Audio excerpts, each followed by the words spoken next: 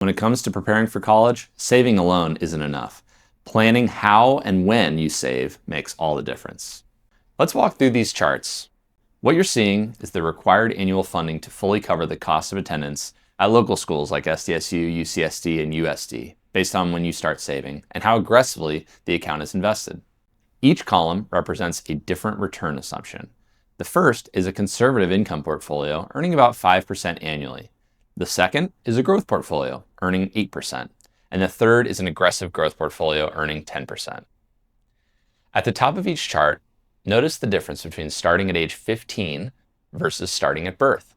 If your child is already 15 and you want to fully fund 4 years at San Diego State, for example, you'd need to contribute over $47,000 annually, even with the aggressive growth strategy.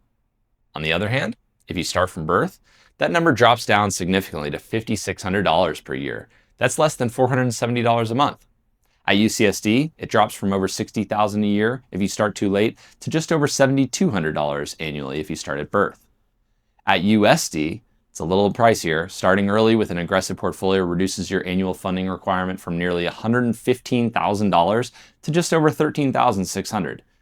Just as importantly, we can see that if you don't start funding until your child is a teenager or older, a more aggressive allocation versus a more conservative allocation won't really have a meaningful impact on the annual funding requirement.